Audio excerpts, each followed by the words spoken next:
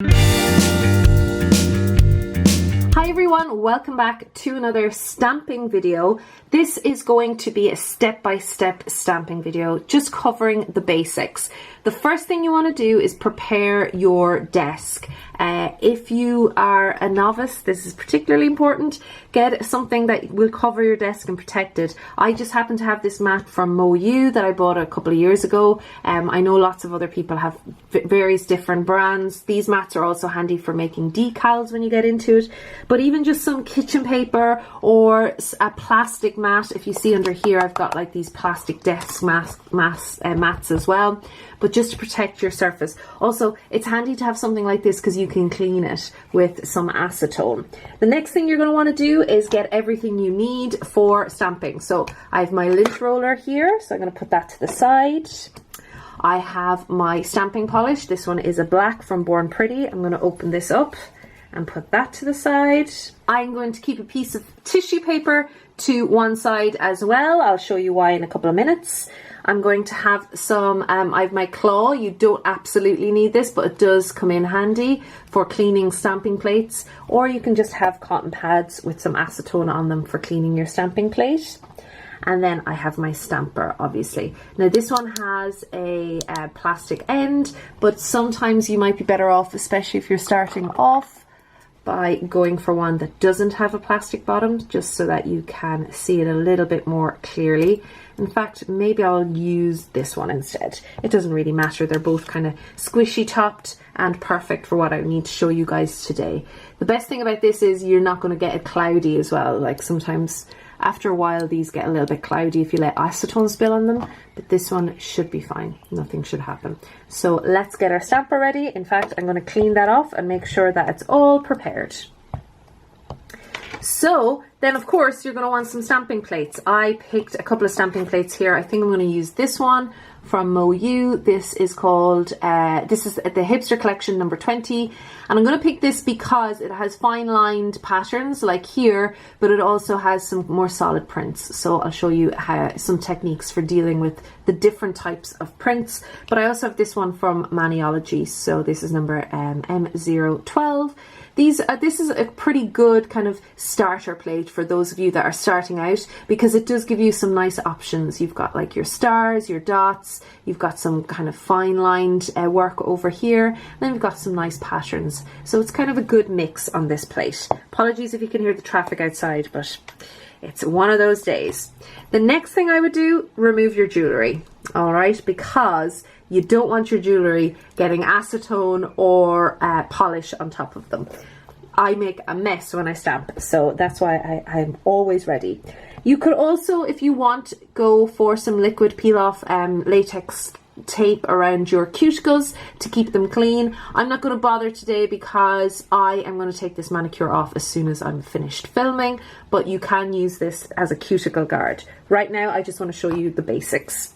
We also need some nail polish remover with acetone. Very important that you have acetone because that will keep your plates nice and clean. I'm going to just pump this. I find the pumps are handy and you can usually pick them up pretty handily and just reuse them over and over again. And I've just put some acetone all over that, and I'm going to clean my plate. So there we go, nice clean plate. Now the tissue comes in handy here as well, because you can also just very quickly wipe off any excess. I also forgot to mention you will need your scraper. Okay, so let's go through the basics again. Scraper, stamper, polish, plate, lint roller. Everything is to hand, ready to go, because you want to move as fast as possible. So we have everything as we need them. By the way, these little buggers are always going missing, so I always keep it somewhere where I can definitely reach for it quickly. So let's get our stamping polish. If you're starting out stamping, it's best to use stamping polish because it's designed to work on these plates. Later on, when you've developed your technique, you can try out other types of polish, but for now stick with the stamping polish. Let's go with a very kind of basic, what I would consider a medium type design. This one here, the lines are not too fine and they're not too thick either, so we're going to start from the bottom down. Now sometimes people also put tissue under the plate so that it doesn't get dirty underneath. Now what I would do with a pattern like this, go about 2/3 to 3/4 the way down and just lightly scrape. And then you have your tissue to the side that you can clean your scraper on. And there you go. Okay. Did I make that look too easy? Probably. Let's go through it really slowly. So you have your lint roller here. And you can take off the images, anything that you don't want to use. It's also just a good way to practice. Just have your lint roller and practice for a while before you start doing it on your nails. It'll be more confidence boosting if you have it on the lint roller as well. It'll be less of a blow if you're just practicing on your nails and it doesn't work out. All right, so what we're going to do is we're going to go through this very, very slowly. Okay, so if you're not new to stamping, you might not even want to watch this video, to be fair. This is just brand new beginners. We're going to do this in real time. So take your polish. This is quite a pigmented polish as well, so I know just from using this that's going to work really well. Now I'm not going to do, let's do it wrong for now. Let's go really, really hard. You don't need to do that, and let's just do that. Okay, first of all, that did not pick up the whole image. I didn't press down enough. Just picked up a circle where the stamper domed, so that's not going to do. But because we have a highly pigmented polish, I managed to get a decent pickup, but as you can see, the lines are not very well developed. So let's try it again. So back in with our stamping polish. You just scrape lightly, and then you can roll like that, which picks up really well. That's my preferred method, rolling. And we're going to pop it on here on the nail. And there you go. Okay, so rolling off and rolling on. That is my preferred method. Now, there are other ways of doing this, okay? Some people prefer to tap it on very lightly. So as you're going in, you just tap it rather than roll it. I kind of like to roll it a little bit. It's just my preferred method. You will pick up your own method. Also, I'm a one scrape kind of person. Some people like to do 2 scrapes. Again, it's completely up to you. Now, with a finer line like this one here, these can be really tricky. So I would recommend covering as much as possible and just keep working your ink into your polish into the pattern. Then this is where your roll is going to help out really well. You see, absolutely perfect every time. Okay, and then you can pop it down, roll it off the nail. Okay, so I find the roll works best. That's just always the way I've done it, or since I started getting good at this thing, that's the way I've done it. All right, so let's talk a little bit about these more solid images. Even now, these solid images can prove difficult for me, but again, a lot of it depends on your polish. Okay, so again, we're going 3/4 the way down. There you go. I had to do twice because I could see that in the solid image it hadn't picked up completely. But there you go.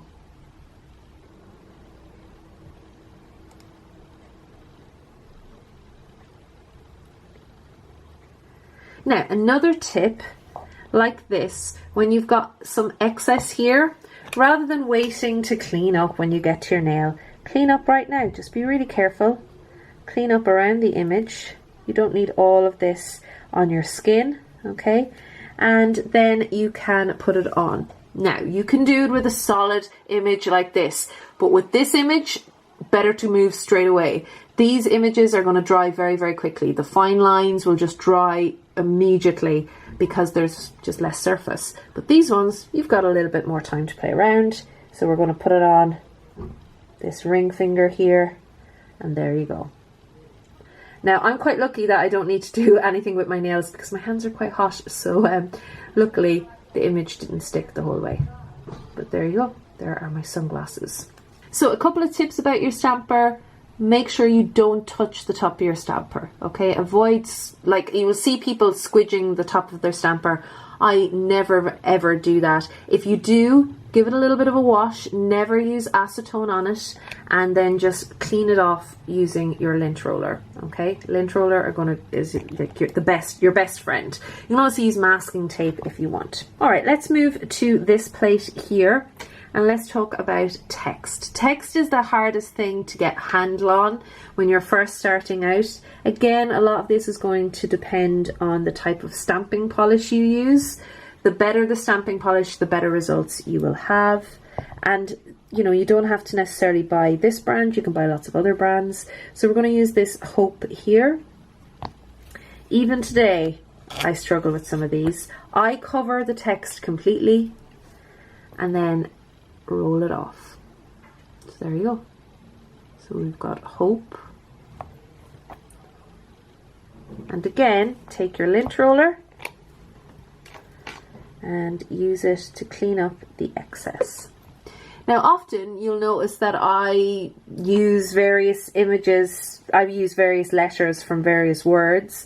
So again, I'm just cleaning up around, very carefully cleaning up around the word. So if for some unknown reason I want the word hop instead of hope, I can take away that. Or if I want to just rearrange the letters, and then I can just stamp them on individually on my nails. So if you've ever wondered how am I getting people's names and things like that, that's usually how I do it.